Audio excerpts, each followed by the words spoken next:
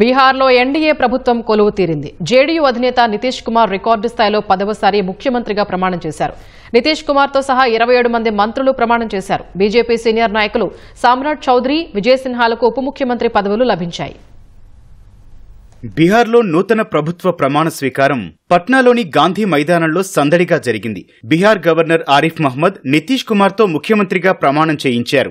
ఈ కార్యక్రమంలో ప్రధాని నరేంద్ర మోదీ, ఎన్డీఏ పాలిత రాష్ట్రాల ముఖ్యమంత్రులు, కేంద్ర మంత్రులు అమిత్ షా, జేపీ నడ్డా, చిరాగ్ పాస్వాన్తో పాటు కూటమి పార్టీల కార్యకర్తలు భారీగా హాజరయ్యారు. నితీష్తో పాటు 27 మంది మంత్రులుగా ప్రమాణం చేశారు. బీజేపీ నుంచి 14 మంది, జేడీయూ నుంచి 8 మంది చొప్పున ఎమ్మెల్యేలు మంత్రులుగా ప్రమాణ స్వీకారం చేశారు.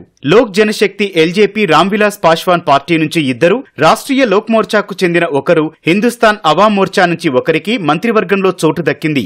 బీజేపీ నుంచి మంత్రులుగా ప్రమాణం చేసిన వారిలో సీనియర్ నాయకుడు సామ్రాట్ చౌదరి, దిలీప్ జైస్వాల్, మంగల్ పాండే, రామ్ కృపాల్ యాదవ్, అరుణ్ శంకర్ ప్రసాద్ తదితరులు ఉన్నారు.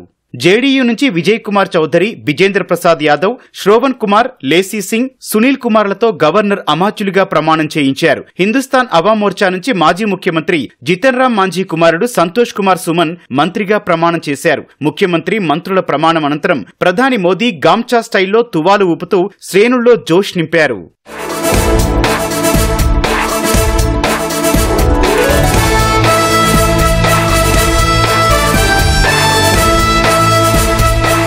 బీహార్ ముఖ్యమంత్రిగా ప్రమాణం చేసిన నితీష్ కుమార్ కు ప్రధాని మోదీ శుభాకాంక్షలు తెలిపారు. నితీష్ కుమార్ అనుభవం కలిగిన నాయకుడన్న ప్రధాని సుపరిపాలనలో ఆయనకు మంచి ట్రాక్ రికార్డుందని ఎక్స్ లో పోస్ట్ చేశారు.